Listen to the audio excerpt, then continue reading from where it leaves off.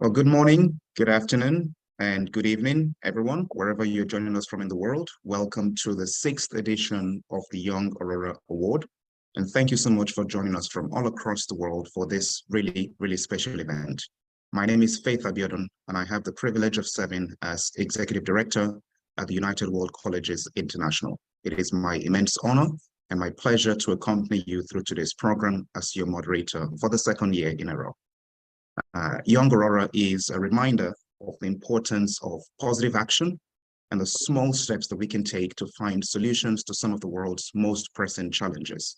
And so welcome. I'd like to start with a very special welcome to the driving force behind the Young Aurora Award, Veronica Zonabend, alongside the founders of the Aurora Humanitarian Initiative.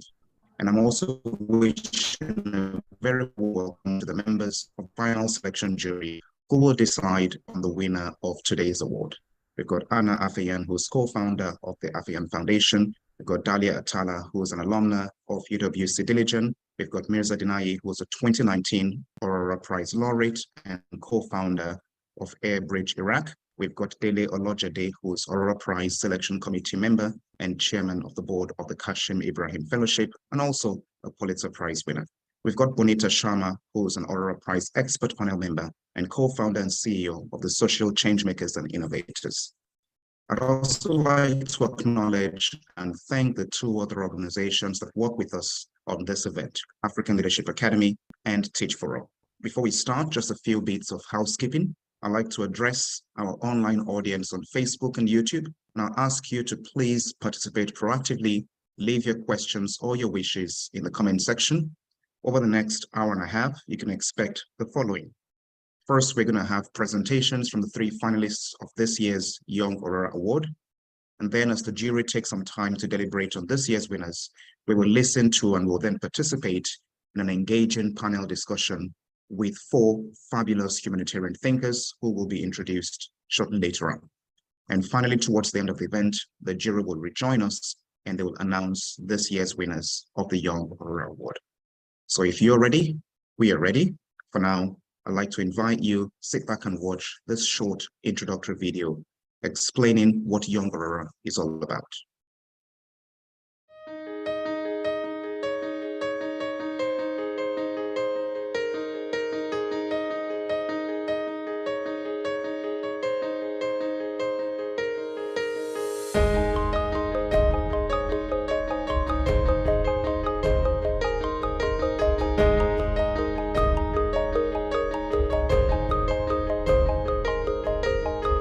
Engage, educate, empower.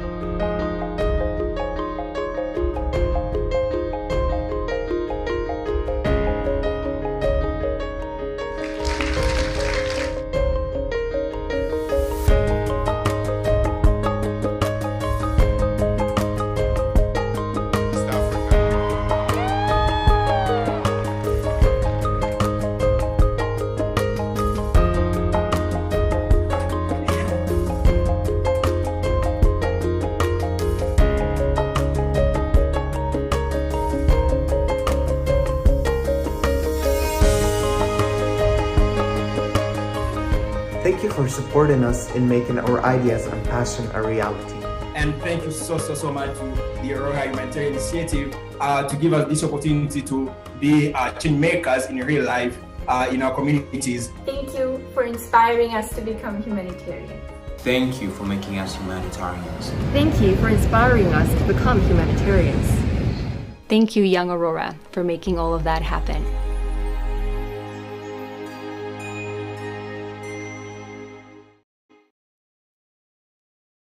And thank you indeed to all the change makers, young and old, who continue to inspire us to go on. I'm now delighted to hand over to Veronica Zonabend for some welcoming remarks. Veronica. Hello, everybody. Hello, members of Young Aurora family. Thank you, Faith, for the introduction. So it's there. We gathered here today, and I'm filled with an overwhelming sense of gratitude. Joy to witness the culmination of 7 remarkable years of dedication, innovation, and compassion.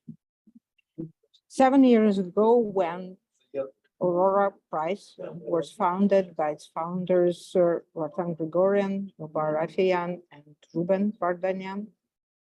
Ruben told that he hopes that Aurora in 7 years will be irrelevant, because the world will not need the heroes who there will be less atrocities in the world.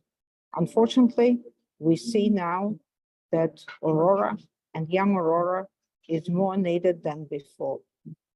I'm glad to say that Young Aurora, a beacon of hope and catalyst for change, was born in 2017 with a noble purpose to spark creativity and empathy within young minds, empowering them to confront the world's most pressing humanitarian challenges with courage. And today, in our 7th year, it is clear that this mission continues to thrive, thanks to the unwavering commitment of our students, mentors, and support. In the inspiring video we just witnessed, we glimpsed the essence of Young Aurora, a platform where passion meets purpose and where the seeds of transformation are sown by the hands of our youth. Through their projects, our students not only offer innovative solutions to real-world problems, but also serve as beacons of hope and inspiration for generations to come. This journey would not have been possible without the vision and dedication of the Aurora founders, whose commitment has guided us through every step of this journey.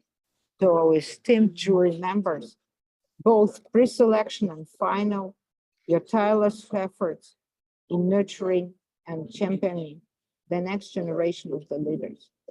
And also, many of you are the role models for the young generation, and also to show young people that it's possible to start very early, and that it's important to think about other people at the early age. And to all the teams who have participated in Young Aurora, whether finalists or not, I salute you. Your passion, creativity, and determination in the driving force behind this movement for change, and I'm immensely proud to stand among such visionary individuals. And we embark on this journey together. Let us remember the profound impact each of us can make in our local communities and beyond. Let us welcome the newest members of the Young Aurora family with open hearts and minds. Let us reveal the joy of discovery as we witness the presentations of our talented finalists. In closing, I urge you all to dream boldly, to act with compassion, to believe in the power of youth, and to shape a brighter tomorrow. Together, let us pave the way for a world where empathy knows no bounds and where every voice, no matter how small, has the power to affect change. We all are responsible for the world we live in, and also should be ready to fight for our beliefs. And I hope that the next Aurora, the next Young Aurora, Ruben will be with us, one of the founders who is unfortunately now in prison, and in Azerbaijan, who was fighting for his beliefs, will be with us. And thank you. You made this day be filled with inspiration, connection, and the promise of a better future for all. Thank you for your support. And good luck. Thank you so much, Veronica. Thank you. Thank you very much for inspiring us and for reminding us about the importance of why we do what we do. And we're standing firmly behind you in this fight for a more peaceful and more just world. Thank you for all that you do. And let us now move to the presentations for this year's 3 finalist projects for the Young Aurora Award. This year we had 14 UWC schools and colleges taking part in Young Aurora, and a pre-selection panel then had the tough task of whittling this down to 3 finalists. And they've chosen the projects from UWC Changshu, China, UWC Mahindra College in India, and UWC Pearson College in Canada. And those 3 have moved forward to today's final. And it is from these three themes that we will now be hearing. Each of the presentations will follow the same order. Firstly, we'll watch a short video presenting the project. We will then hear from the student teams with any information that they would like to add. And thirdly, the jury members are invited to ask each team 1 or 2 questions for any additional information they would like to know about the entry. So we begin with our first presentation from UWC Changshu, China. We're going to hear about the Enlightenment project. This project aims to empower rural youth from underprivileged backgrounds, providing them with resources and support to pursue interests and their aspirations. Let's look at the video and hear how UWC Changshu, China plans to do this. Let's cue the video.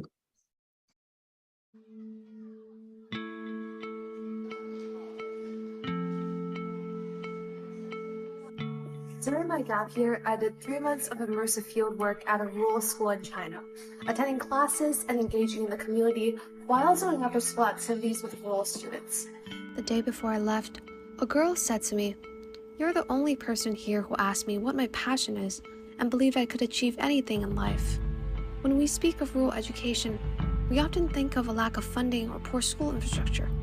I realized then that the true problem these students face isn't material, but mental.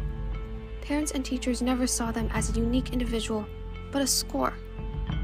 考试了就问我成绩，好的话就跟我聊天，不好的话就直接不管我自己去干活。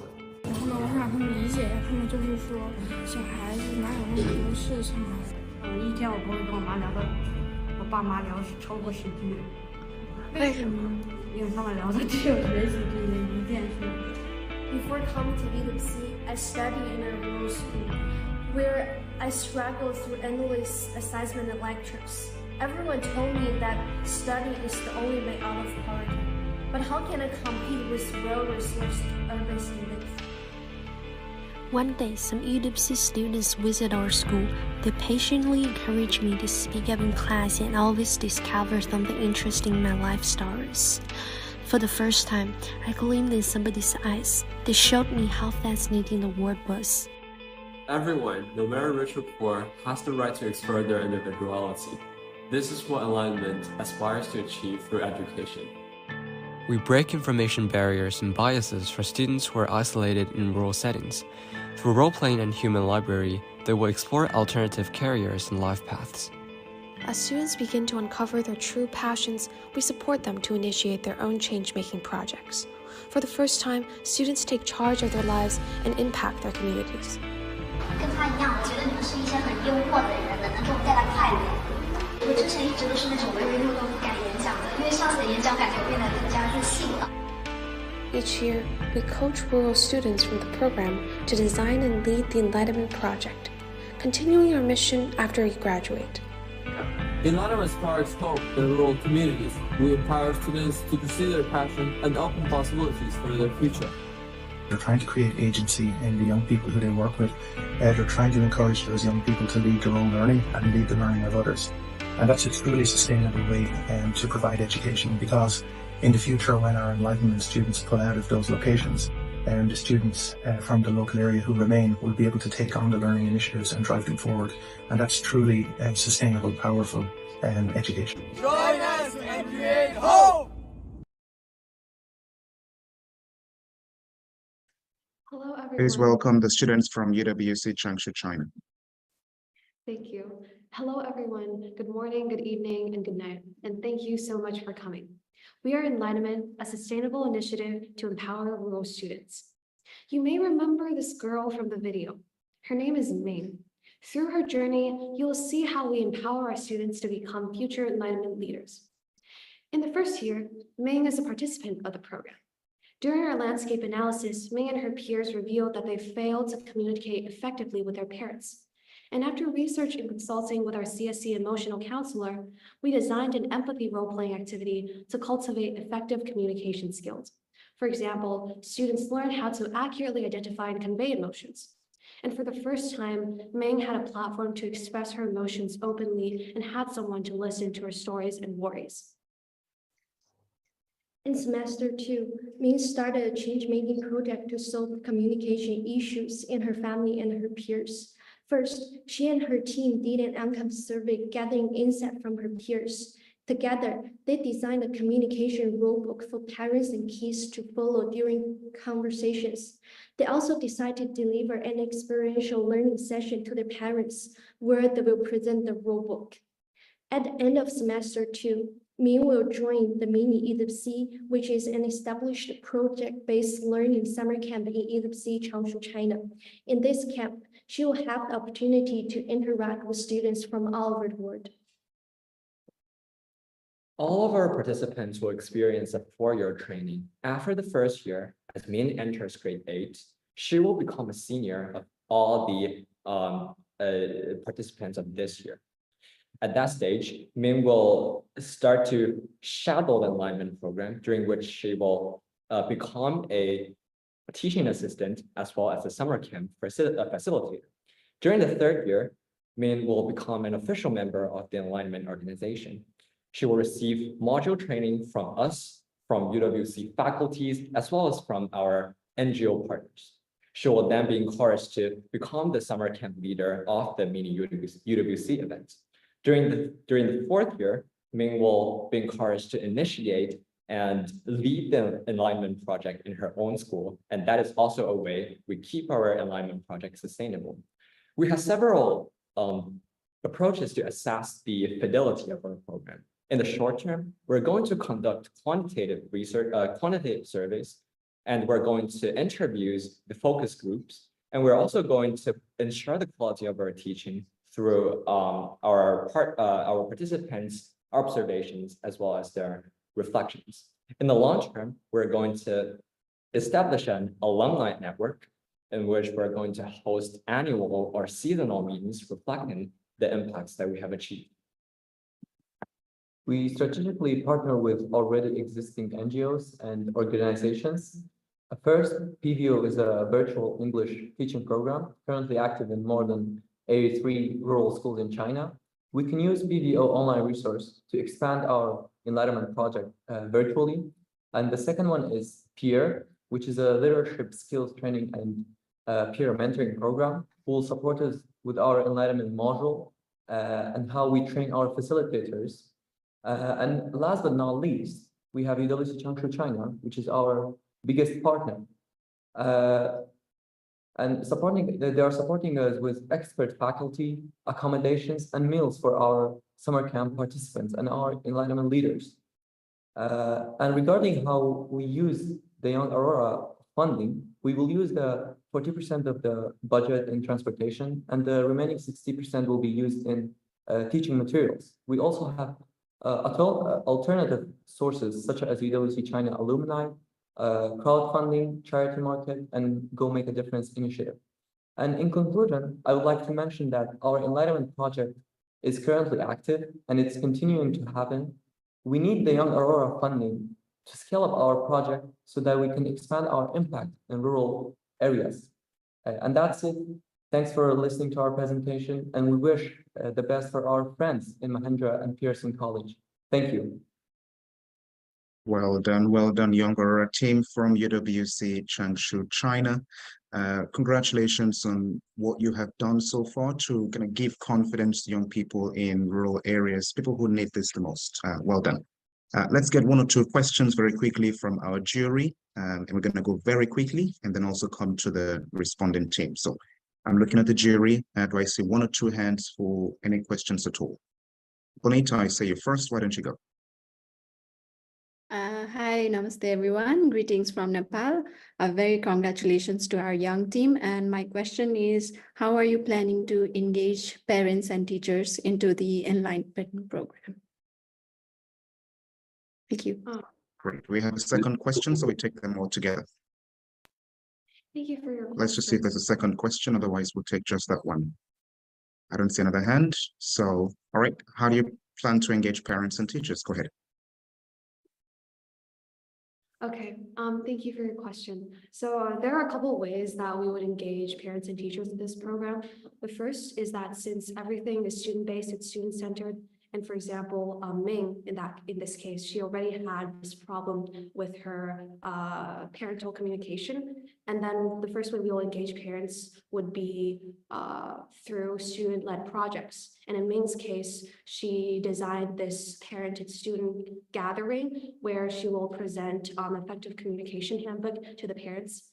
This is the first way we would engage with parents. And with teachers, the second way is that we would collect feedback from the community. So we would hand out, according to the schedule of the school, either seasonal or monthly surveys to update on the students' progress in engaging our programs. And during the surveys, this is also a way in which parents and teachers would get to know our program and how the students are benefited from Enlightenment.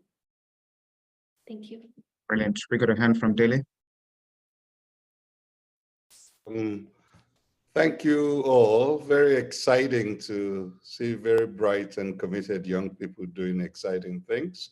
I suppose this question would apply to all the three finalists, which is, by your very nature of your status as students, you are transients. So how does this live beyond your time at UWC as you move on in life? This will apply to all the finalists. All right, Changshu team. Can we get a clarification? Like, do you mean how we would impact the students when we after How will you sustain the program beyond your time when you graduate? How will the program continue after your time as students? Okay. Basically, there is one way that the program will continue, which is that we will engage rural students, we'll train them to become leaders to further the Enlightenment program after we graduate. So as we've shown in our slides, there's a 3-year process in which the students, they first are participants of our program, and then through the summer camps, they become facilitators. They then lead a summer camp session, and they also shadow our program. And through the 3-year process, they will learn how to design our courses, conduct our methodology in terms of landscape analysis. They will also learn how to deliver their programs to their rural peers, so that in the 4th year, when we pull out of these locations, they will be trained enough to initiate and lead an Enlightenment program in their school. Thank you very much to the team at UWC Changshu, China. We're going to go very quickly to our second team. This next presentation is from UWC Mahindra College in India, and the program is called Aqua Roots. It aims to alleviate food insecurity and economic vulnerability amongst the families of the Molshi Valley. Let's have a quick look at their video and learn how UWC Mahindra College plans to do this. Let's cue the video. Hey, do you know about Aqua Roots? Yeah, I heard about it. It's an initiative developing a water filtering system that allows families to reuse their dirty water for things like washing and cleaning. It helps them to save money and improves their access to clean water. That's great. Hey, what are you talking about? Oh, we're just discussing about Aqua Roots. Do you want to know more about it? Yes, sounds cool. Oh, they want to know more about it too.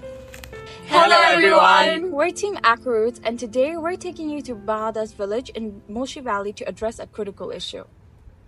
As per the Indian government, 14.85% of the population in the state of Maharashtra is multidimensionally poor. In Maharashtra, 57.7% of the rural population live below the poverty line, of which 36.09% are nutrition deprived, 28% lack proper sanitation systems, and 9.1% lack access to clean water. Here, the majority of the labor force that works the land that feeds the state can barely meet their own needs for food. This is the reality for the communities and villages of our school staff. We've spent time with these families, hearing what they have to say. The dry season hits hard and water scarcity leads to food insecurity. ऐसा बीमारी कितना कमाएगा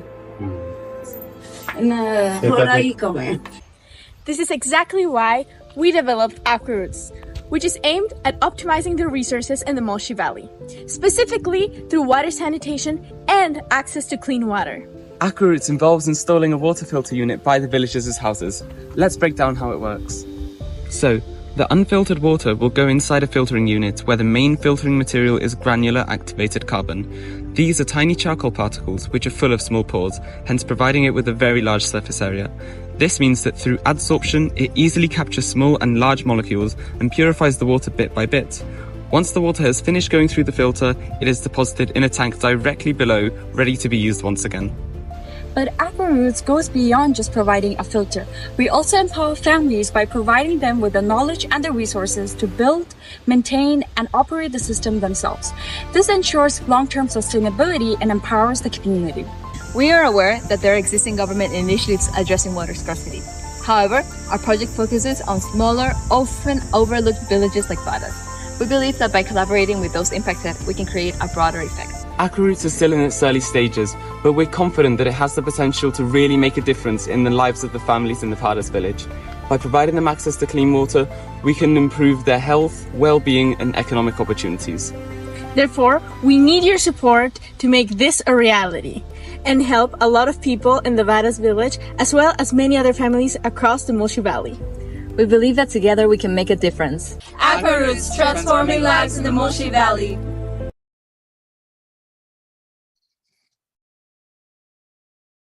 Please welcome the team from UWC Mahindra College.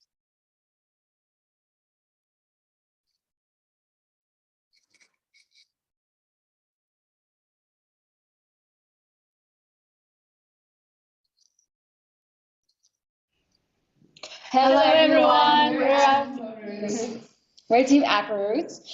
So Aqua Roots is an initiative that we developed that focuses on tackling water sanitation challenges in Badas village in Maharashtra in India. It involves deploying granular activated carbon water filters offering clean water to the families in the village, and it has the capacity to moreover, through partnerships with local initiatives such as Akshara, which is a student initiative nonprofit organization based in UWC Mahindra, we're not just providing clean water, but we're also empowering the community for long-term sustainability. Let's explore our humanitarian concern. Our project addresses a lack of clean water access in Badas village in rural India. This is caused by mainly two reasons. One, environmental impact of the monsoon rainy season, and second, an absence of resilient water management systems. Looking at our project outline, the main goal is installing granular activated carbon water filters in the village to help to filter out dirty water that's been used for washing and cleaning. We also plan to set up volunteering sessions for the people in the village to show them why this is important and how they can properly manage the filters themselves. We also plan on collaborating with local initiatives such as Akshara, which is the Muki NGO, to help us to manage and gain volunteering for the project. We're going to be regularly monitoring the filters through water analysis quality checks and through qualitative checks. We're also going to be building volunteering engagement through our website and through our Instagram page, and we'll be exploring long-term solutions in the long run, which might help to develop more sustainable water filtering systems. This is our project timeline for the first 6 months. Overall, in the first month, we will be conducting a pilot project inside the school, monitoring closely the effectiveness of the water filter, and then into month 2, we will finally install it in Badas village. As we progress throughout the year, we will be conducting water quality analysis, starting from the month 3, every 2 months, and then the EEAO, which is the evaluation on effectiveness on the village, and application optimization, which is a qualitative analysis that we will conduct every 3 months. And then on month 6, the carbon maintenance. So from this project, we expect to provide clean water to the families in the Badas village and also improve the community health and well-being. Moreover, we're looking forward to empower the community to maintain and operate the water filter system independently via the many educational workshops that we will be conducting. And we'll be measuring our impact by regular testing of filtered water, observing the reduction in waterborne diseases, and also analyzing economic indicators such as income. Moreover, we will be gathering community feedback on systems usability and effectiveness, also assessing communities' ability to maintain the system. As you can see, this is our utilization strategy using the funds that we would receive. You can see that most of these funds are going to go into the implementation costs for the GAC water system, as well as the maintenance, which we have already considered in the budget for the first 6 months and the 12th month, which would include the changing of the carbon. We have a contingency strategy for any emergency repairs, and the actual partnership in the financial and development system. In case we don't get the grant, we have a plan B in order to ensure our project's continuity and success. We would be using crowdfunding, sponsorships, community contributions, partnerships, and in-kind donations in order to be able to fund our project. And we would be maximizing the infrastructure and community networks we have in our school in order to reduce costs. And we would stay flexible with the timeline in order to ensure the success of Plan B. So thank you, everyone, and we wish everyone the best of luck. Thank you and well done to the team at UWC Mahindra College. There is nothing as important as clean water, so I think you are firmly on the right track. We've got a question already from Anna Afian, and we already have one long-standing from Delhi, which I'll remind you about when we get there. But Anna, please go ahead with your question. Yes, thank you so much. And it's very interesting to see your engagement in this very important need in the community. What work did you do to research the choice of filter? And particularly, did you reach out to other organizations who with the same goal in who work in other countries? Thank you. Okay, so we have kindly received support from a former faculty staff, Ashwin, who works with this type of projects, water filters around the valley. He helped us guide in finding filters that would suit our project. We went to the village and looked at the infrastructure, many other variables that would come into play with this. We also took into account feedback that we received from Young Aurora into exploring even more solutions. And that's how we arrived to the GAC water filtering system with the use of ferrous sulfate. Great. And Dele's question is, what will you do to ensure that the program stays sustainable after you graduate from UWC? So we will depend on Triveni, which is basically the department in charge of the extracurriculars in our school. And we have had previous instances where Triveni has assured the success in order to pass this project to next generations and next batches. For instance, we have Amabasia, which was a project that was also part of the Aurora, or the Go Make a Difference award. And they're still continuing, they're still having an impact across many villages in our near our school. So we would probably be passing this project on through the support of Triveni office. Well, congratulations once again for everything you've achieved so far, and wishing you all the best both now and in the future. Congratulations and thank you. We'll move very quickly to a third and final presentation. This is from UWC Pearson College. It is called the Hearth Project.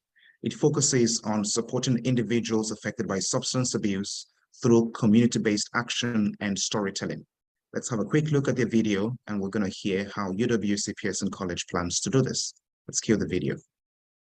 And I woke up and the box was ripped apart, and... You can't stay here. You gotta move on. Alright. Does this happen often? Yeah. No worries.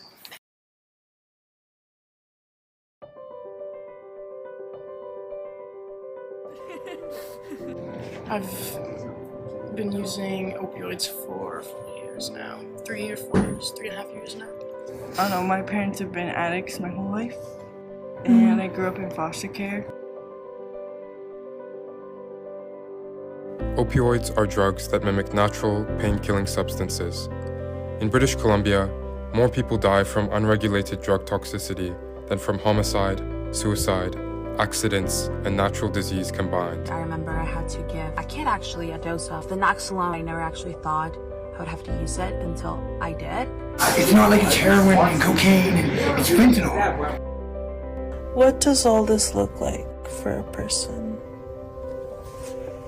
When we talked to UVic researcher Dr. Andrea Meller, stigma, she said, is the biggest gap.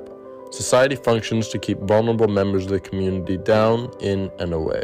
In reality, when members of our community have no safety nets to catch them, they fall through the cracks.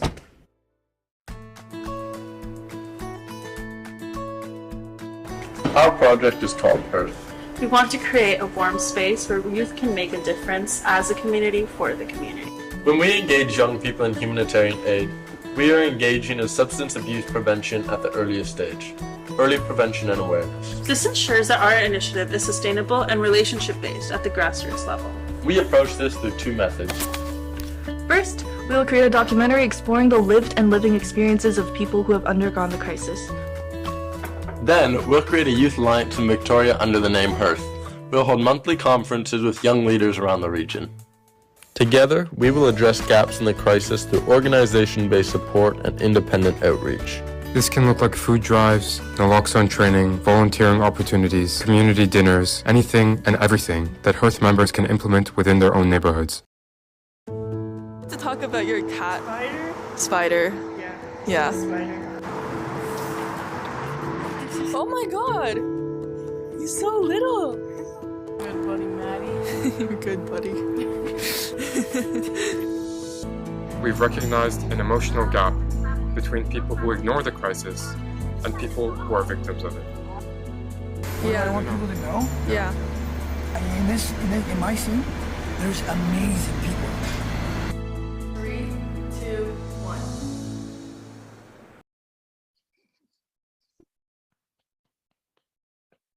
Welcome the team from UWSA Pearson College. This is Hearth from Pearson College. We support local communities affected by the opioid crisis. The problem is stigma. Every day, the opioid crisis is worsening in downtown Victoria. Stigma prevents individuals from seeking help, perpetuates social isolation by suppressing empathy, and stops policymakers from tackling the root of the issue. Hearth has consulted with peer support workers, researchers, policymakers, filmmakers, and individuals with lived and living experience of substance use to model our approach. Hearth provides relief to local communities affected by the opioid crisis in 4 ways. These are a documentary to foster empathy, resources to make information quickly available, education to spread awareness, and a youth network to sustain the initiative and get youth involved. Our community portrait documentary will portray people in the crisis as complex individuals rather than addicts. Our interview methodology has enabled us to see the streets of Victoria through the eyes of community members. At our screenings, we will create a space of empathy and discussion. This will help us gain exposure and increase the accessibility of our resources. Hearth also provides life-saving information through our website, which consolidates the locations of shelters, government help resources, take-home naloxone distribution centers, and more. We've hung posters in Victoria with an easy-to-scan QR code, and these resources will soon be available on Instagram and Facebook. Education is key. Hearth empowers youth with the information they need to combat the opioid crisis. Through working in collaboration with peer supporters from the Foundry and the Greater Victoria Alliance to End Homelessness, we have received the resources necessary to conduct peer-based workshops at local schools. We have modeled our programming in Special Topics Day at Pearson College.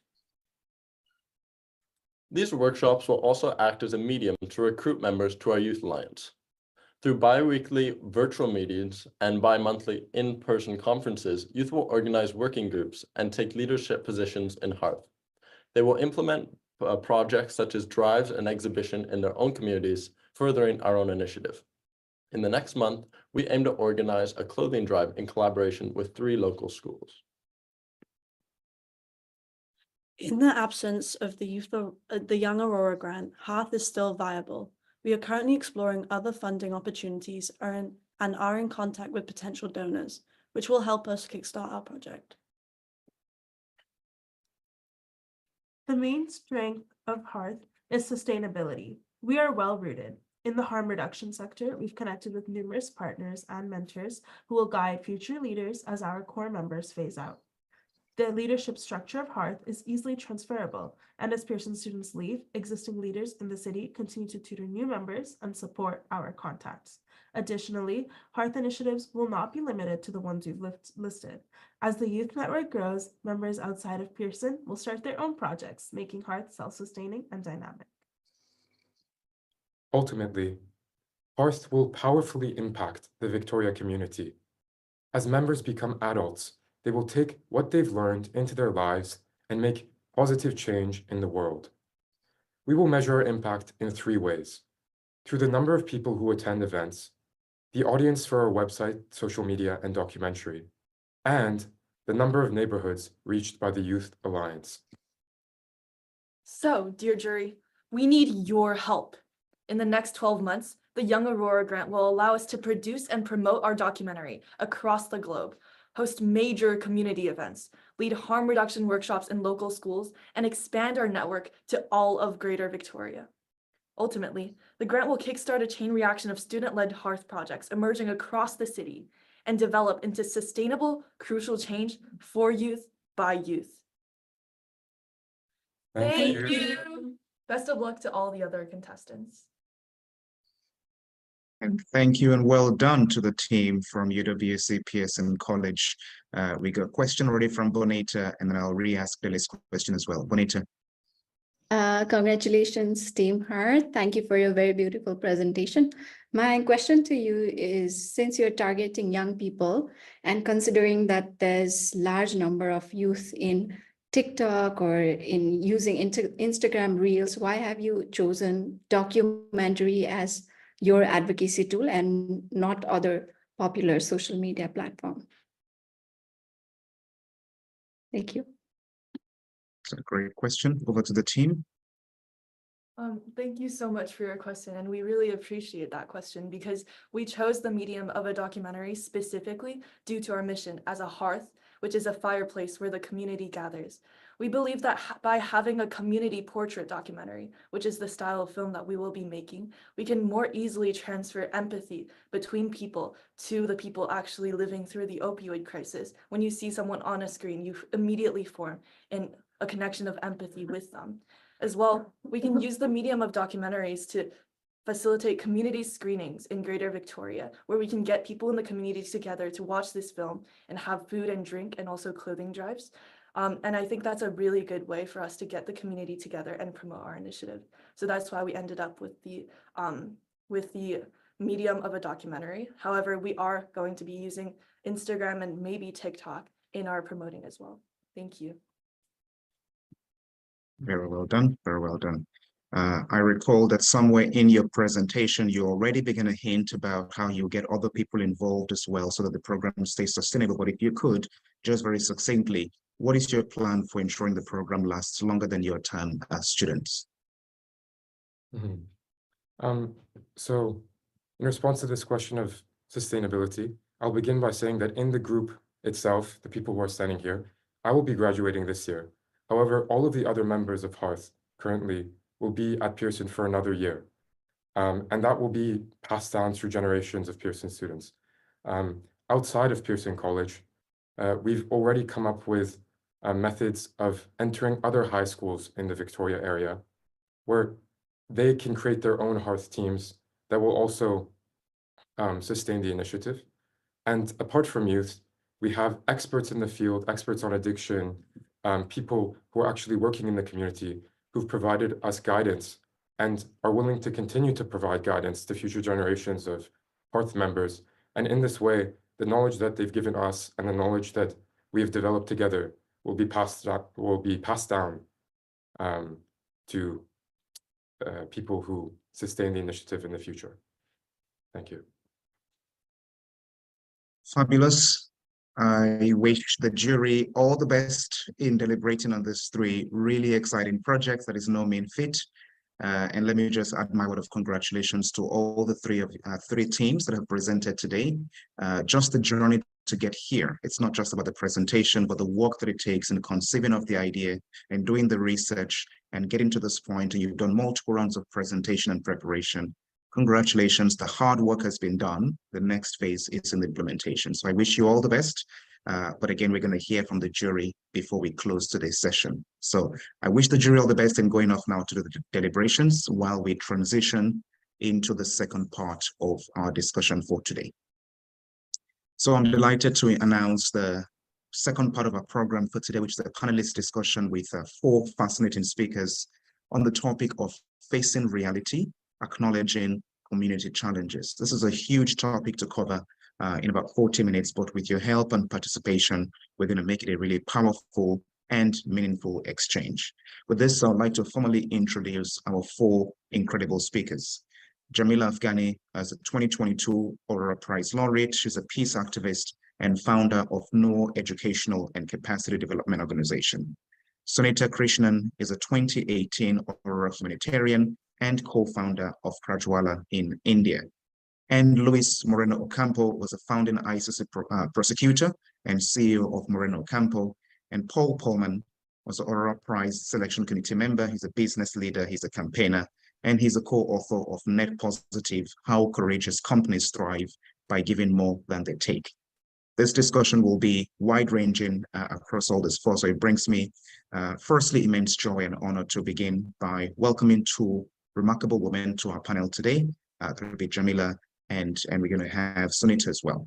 These are women of extraordinary courage, and their bravery confronts challenges that we have today. They stand up for the communities, they're tireless in their dedication. Even in the darkest of times, they never waver.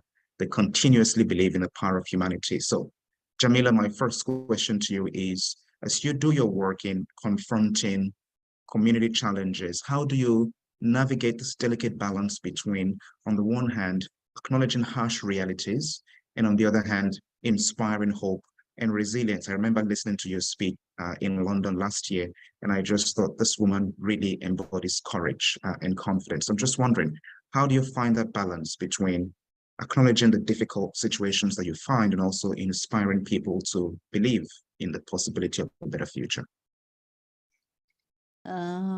First of all, thank you very much for inviting me in this important occasion to join the young leaders. And the young leaders believe in humanity and working for progress in the field of humanity. And I congratulate all of the 3 teams for their wonderful work, and I wish them success. Well, based on my experience from Afghanistan, working in Afghanistan, promoting education for girls, especially for youths in Afghanistan, I have learned that it's very important that we should keep hope. We should always struggle, because if we are not having hope and if we are not struggling, it means we are not alive. And when you're working to promote education, and also you want to have a better community, a better society, then you have to struggle all the time. So for me, hope and struggle are the main component of my life that pushed me to keep going on, and to have some balance. To be honest, keeping balance is not something easy. And like when you are doing, I believe I'm a bit a spiritual person.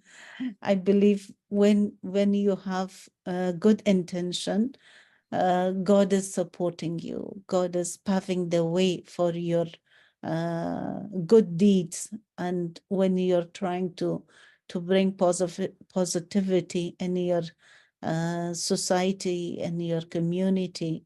And so you have to start from your own life and your surrounding, and God will pave the way for that. In the past 25 years that I have been working in Afghanistan, I have faced many challenges, but I never stopped the struggle I had, and I never lost the hope I have. Even today in Afghanistan, Afghan girls are denied the right of education. Girls are not allowed to go to school. They are deprived of the right of education and the right of but with this with all this situation, still we are running home schools in Afghanistan, underground schools in Afghanistan, and we are running a campaign of that to make every house of Afghanistan a school, that each and every girl should not remain behind, and they should have access to their education. So multi activities are done, and many people are joining this movement. At the moment, we are running hundreds of home schools underground, and thousands of girls are getting education in these underground schools. So, as I said before, hope and struggle are two wheels of the engine which makes you move ahead. Thank you. Thank you so much for sharing that, Jamila. I can imagine that it's a really difficult place to be for young people, especially in Afghanistan today. And you referenced there the fact that this is the one country in the world where girls are banned from going to school, and that must come to an end. But firstly, for you, just where do you find hope? How do you find hope and resilience for yourself and inspiration? What is your greatest source? Personally, I'm mother of 3 teenagers. Sometimes I call them 3 different universes. I'm dealing with 3 different universes in my home, in my personal life. And when I see in the youths who are getting education in our underground schools, when I meet them, when I talk to them, I see like they have so much talent, they have so much energy. If they become leader of future, maybe our society will be a different society. So with this hope, with this enthusiasm that to pave the way for these wonderful upcoming future leaders, we have to continue our struggle. So I always believe in the power of youth. The youths are future of any country, any society, and these are the source of injecting hope in every minute of my life. That's great. Jamila, your voice is very important. So please don't stop speaking out and don't stop advocating for a better country and a better world. And we're fully behind you in what you do. Thank you.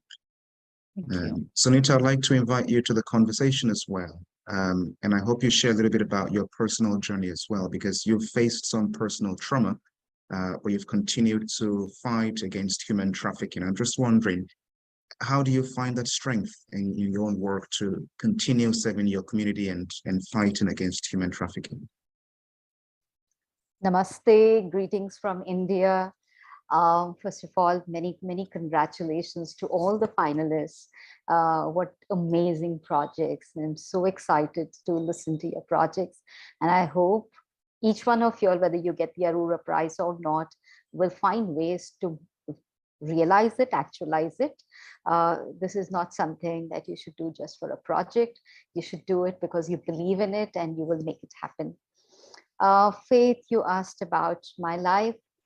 At the age of 15, being gang raped was a life-changing moment for me. I would say a transformative moment for me. And it changed many things in my life because for the first time I understood what exclusion meant. I understood what stigma meant, what discrimination meant, and what it means to victimize a person who's already a victim.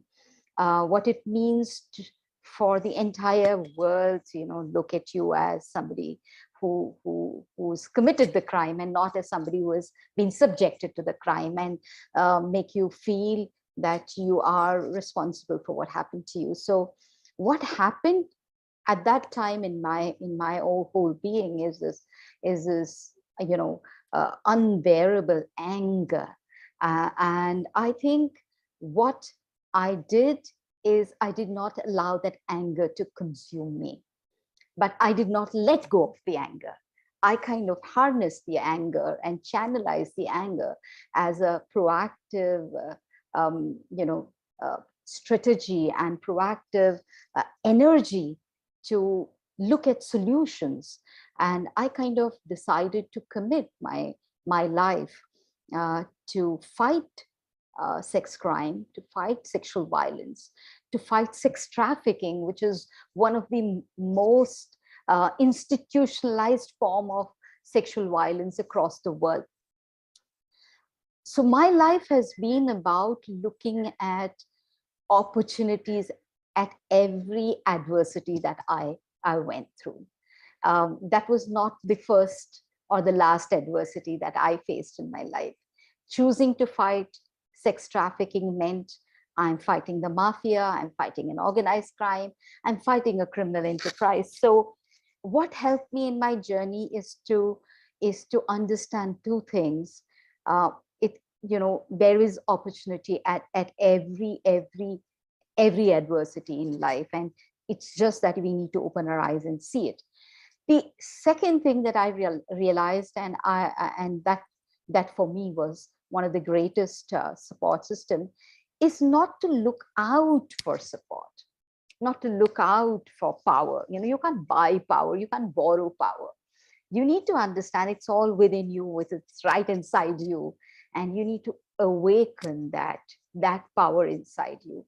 And the strength, the resilience, the power that you possess is something that cannot match any other power in the world.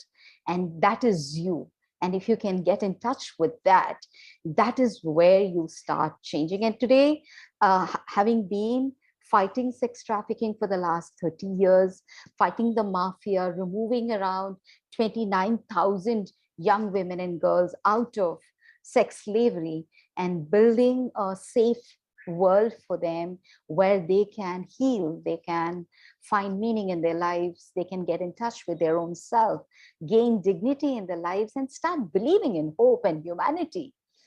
It's been a long 3 decades, but every point, every step, what I have learned and what I transmit through my programs to each one of the young persons that I remove from sex slavery is that you have it within you to come out of this.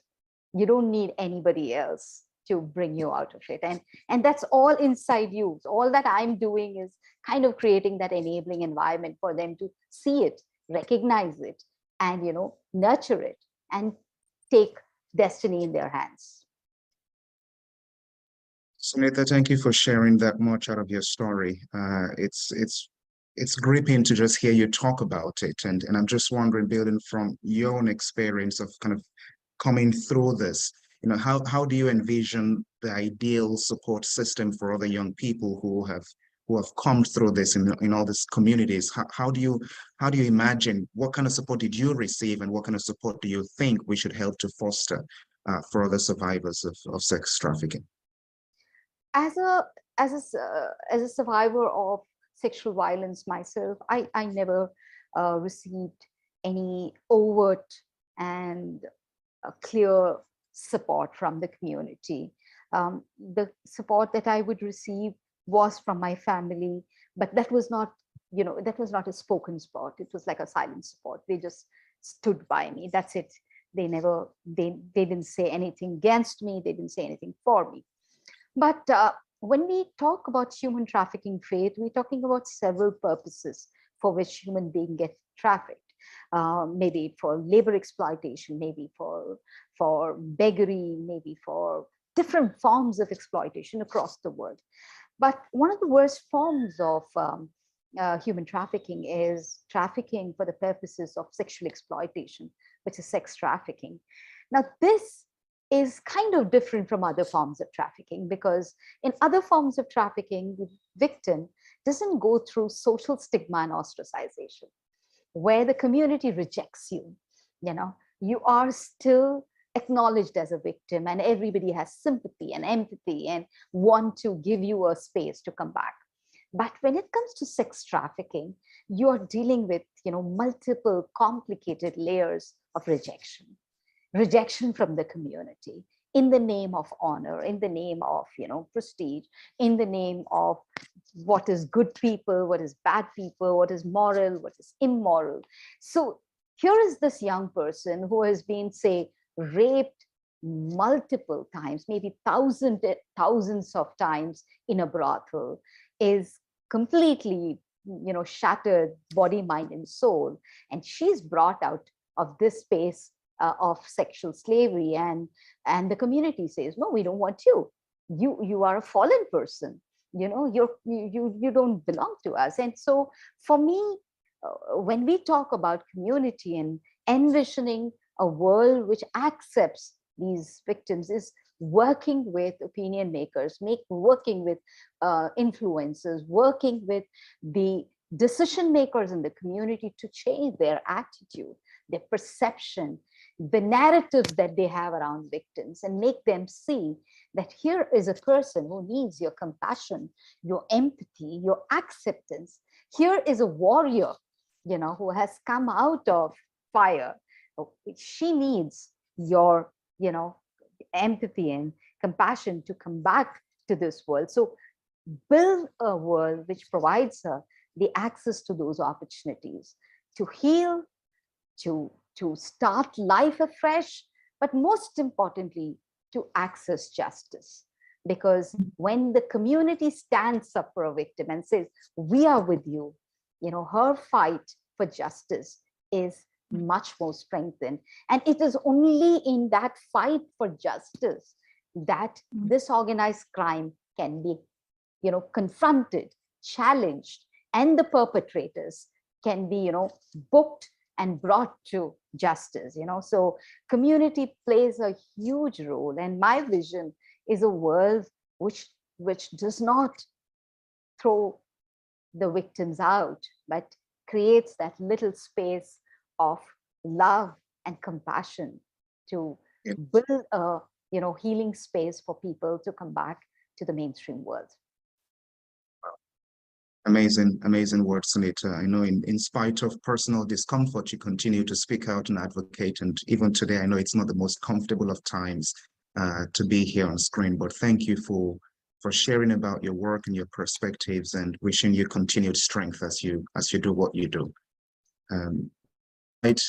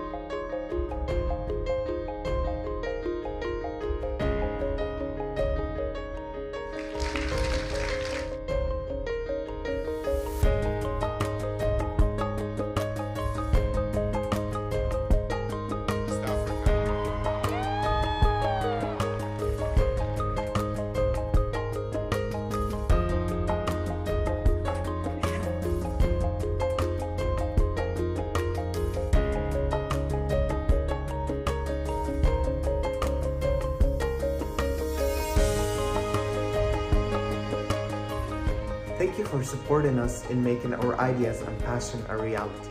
And thank you so much to the Aurora Humanitarian Initiative to give us this opportunity to be change makers in real life in our communities. Thank you for inspiring us to become humanitarians. Thank you for making us humanitarians. Thank you for inspiring us to become humanitarians. Thank you, Young Aurora, for making all of that happen.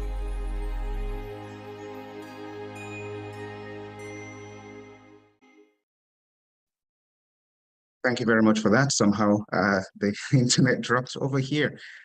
Luis, I was beginning to say that it's 12 years ago since I first watched the documentary by Invisible Children on Connie. And then Professor David Crane, who was my professor then at Syracuse University, then invited you to speak to us about the work that you'd done as the first chief prosecutor of the ICC. It's been a long time, but you're looking as good as ever. And your fight remains really, really important. So thank you for being here today. And I'm just wondering, with your extensive experience in international criminal law, just what are some of the effective strategies that you have found for empowering communities to advocate for their rights and to hold local authorities accountable for their actions?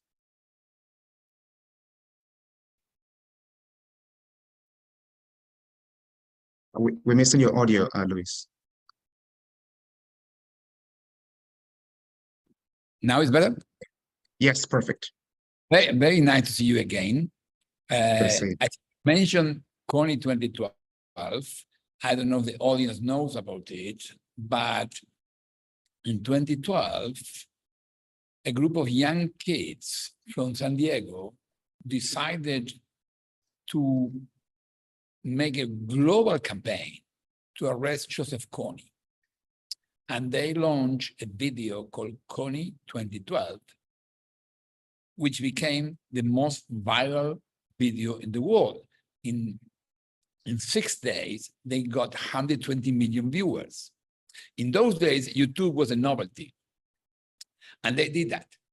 So, and this campaign basically combined with activities of this group in African Union, the US, in Central African Republic, in Uganda, transformed the situation and this basically reduced almost to nothing the group led by Joseph Kony. In fact, one of the two fugitives is in jail today, prosecuted by the ICC. So I like that you mentioned that because I learned about the Aurora efforts and I see how important what Aurora is doing, helping young people with leadership capabilities to promote activities at a local level. But my feeling is we can also do something, invite them to do something at the global level. I cannot forget that one of the main leaders of Aurora is today in jail in Azerbaijan, just because he was trying to protect his own place, Nagorno-Karabakh, Artsakh. So I believe in addition to be focused on local problems, we have to find ways to be involved in global problems. Stopping genocide, stopping wars are two of the global issues that we need to address. And because we're working with young people, my suggestion is, can we do TikTok campaigns? Young people, in particular less than 20, understand TikTok. It's normal for them. So, and that's a new mechanism to connect people. So I'm engaging different schools, starting a program called TikTokers to Stop Genocide, TikTokers to Stop Wars. And I believe that Aurora could help a lot, offering those interested to join this campaign. I believe, as you mentioned, Kony 2012 was in 2012 a big innovation, transforming Northern Uganda situation. Learning from that, 12 years later, we can do something using the new technology like TikTok. And that could be, for me, the innovation to test with Aurora. That's amazing. That's amazing, Luis. Because I think what you're talking about there really gives, in my hope, a bit of encouragement and support to the young people who are presenting their programs and the projects today, because this is grassroots. This is grassroots initiatives. Anyone can start something that goes viral and makes a huge difference. What kind of support do you think is needed for this grassroots initiatives to really get catalyzed and to make a huge difference? Your voice was very important for those young folks from San Diego, but how do we create that kind of global support for grassroots initiatives like this? Well, in some way, I like that get support grassroots initiative at the local level, but I'm inviting your people, the people who are involved in Aurora, to do something else, to create a global young movement, stopping wars and stopping genocide. There is no future for them if the war is a mechanism to manage conflicts. There will be no budget because the money will go to army and they will be destroyed.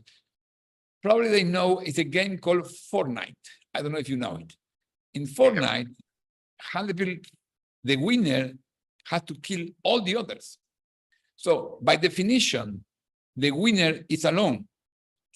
And I feel the world today, using wars to manage conflict in Ukraine, in Gaza, in Syria, in Yemen, is basically it's like a Fortnite at the global level. And then the kids have no future. So I like the idea to start to discuss how them can do their own TikToks. They don't need support. They know how to do TikTok better than you and me. So I like to follow them, not to instruct them. I like to invite them to start to work on TikTok. We can help them to understand some issues, but they have to produce a TikTok. And then what we can do is try to learn the best TikToks and promote them and try to show that TikTokers could defeat Azerbaijan attempts to commit genocide, that TikTokers could stop wars in Ukraine, could stop wars in Gaza. Without the involvement of the kids on the world today, there's no future. Luis, what I like the most is that in spite of all kinds of discomfort, you continue to speak out. And after so many years, the courage, the bravery with which you began to do what you did when you went against Charles Taylor and the rest of them, you haven't stopped. So just congratulations, and we need your voice, and we're following behind you. We're building that movement. The United World Colleges for the last 62 years has been bringing young people together to make a difference in this fight for peace in the world. We're not going to stop. And I'm really glad that we can look to you as a role model of someone who's courageous enough in calling out what needs to be called out. So thank you so much for your leadership, Luis, and we're coming right behind you. We're doing the same things. If I may look, when I was young, I persecuted generals in my country. We won. And I was thinking we transform Argentina into Sweden. Not true. Argentina is not Sweden, but it's not dictatorship there. So if you are fighting for justice, you never, because there will be always a new battle. But you can lose the day you stop fighting. So my idea is keep fighting, never give up, never give up, never give up. That idea. Thank you so much, Luis. Thank you. Thank you. Paul, I come to you. And there is hardly a more prominent advocate for the role that business can play in helping to make the world and the world of business helping to shape the future of the world in which we live, and especially one from a point of social and environmental responsibility. This has been your advocacy for such a long time. It's a privilege and an honor to have you in this conversation as well. I'm just wondering, Paul, as we think about the role that businesses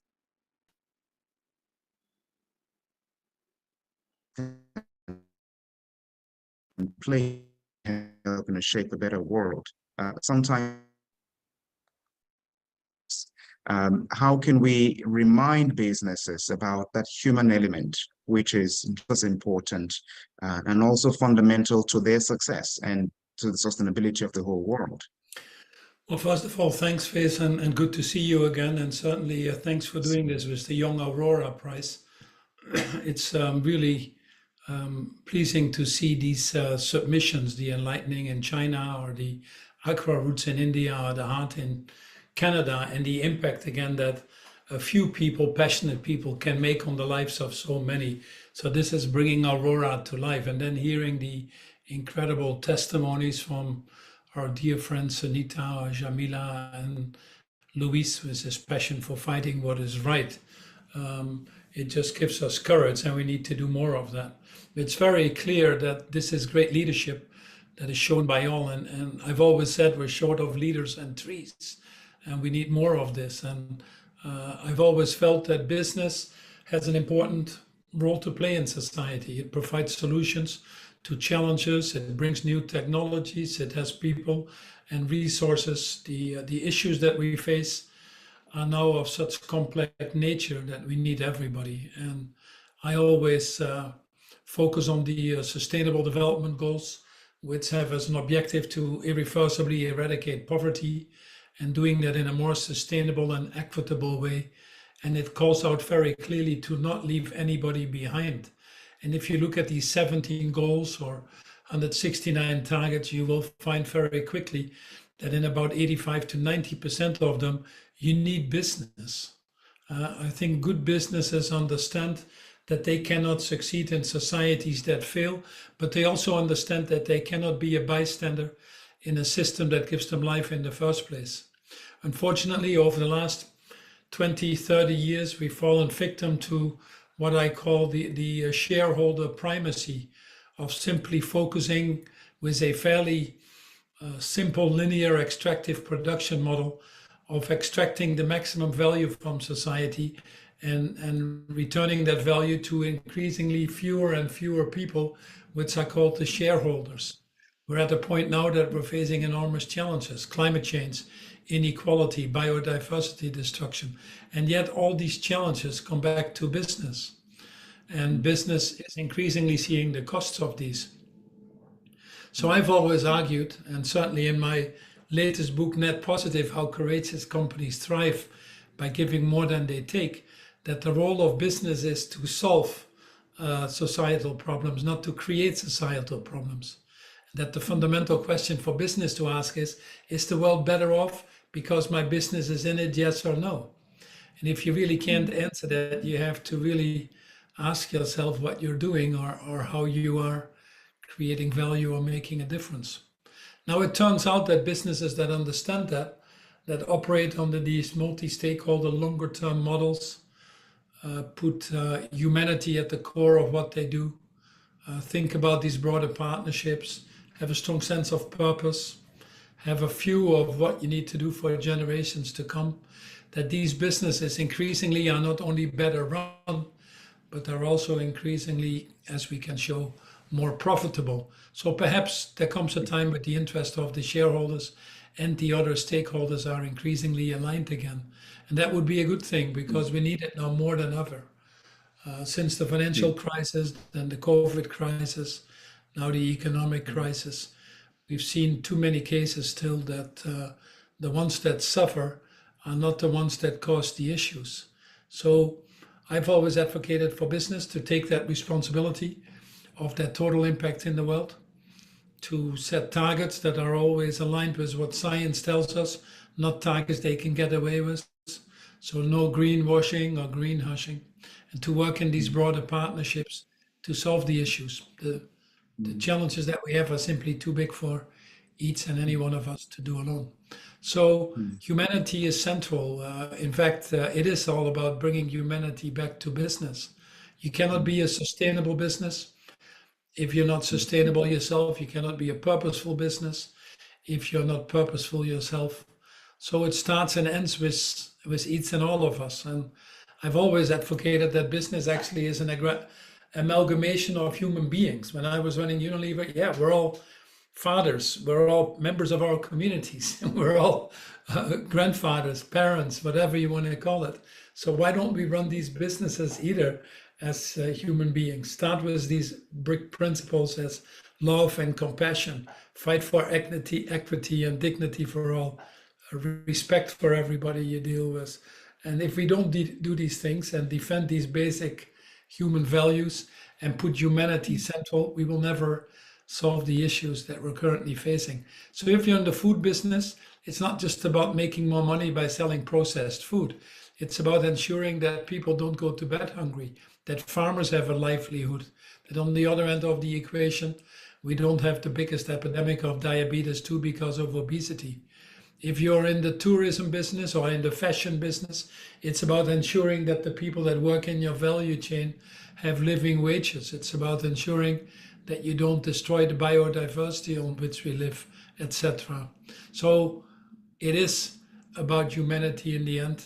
It is about understanding that we need to protect our lives for everybody on this planet now, but equally importantly, Faith, also for future generations to come. Amazing, amazing. Look, Paul, the world is a much, much better place because of your advocacy, and that's just something to feel confident about, that the younger generation is listening to exactly what you're saying and deciding how they will get involved. I'm just wondering, Paul, would you give any words of advice or just any encouragement to the young people, just the role of education and young people in picking up this fight as well and advocating for a better world and addressing this climate crisis once and for all? What's your words for them? Well, young people give me hope, Faith, because 50% of the world population is between 30 years old. They're 50% today, but they're 100% tomorrow. They're more purpose-driven, more technologically savvy. They think much longer, they're multi-generational. They have a deeper sense of partnership and working together. We simply won't solve the issues if the young would not get actively involved, which means not only having a seat at the table, but in many cases, it actually means giving them the table. We should be hopeful of where we are, very simply because, as I mentioned, not only the young, but we've also seen an enormous acceleration of technology. We always underestimate what we're capable of. These technology curves are giving us access to green energy, if you want to, or regenerative agriculture, or increasingly sustainable solutions for these wicked problems, often at costs that are lower than that we're now spending whilst creating the problems. And then we're at the point that the cost of not acting is actually becoming higher than the cost of acting. The human suffering, the climate change effects, the disruptions of supply chains, and many other things, costs are simply becoming too high to bear. So I hope we're at a point of action. Where do young people come in? I think your biggest weapon that you have is from a study that we recently did with one of my foundations, which we called conscious quitting. 30% of employees have actually left companies because their purpose was not aligned with those of the companies, or the companies were greenwashing. 60% is considering quitting. That's a ticking time bomb at the moment that every company is looking for talent. You can put your mouse where your voice is. You have your voting rights to participate in politics. 60% of the population of the world this year is voting, but we see everywhere, with a few exceptions, a decline of participation from the youth. So use your votes, participate in politics. And thirdly, spend your money where your mouth is. You are a tremendous economic force, if you like it or not, and buy from companies that actually make this a better world, not companies that continue to create the problems for others and are monoptically focused on the shareholders. And then last but not least, use your voice. I think the major changes that we have seen in the world and the major movements that Luis so eloquently talked about are actually ones that are initiated by the youth, not least the climate movement.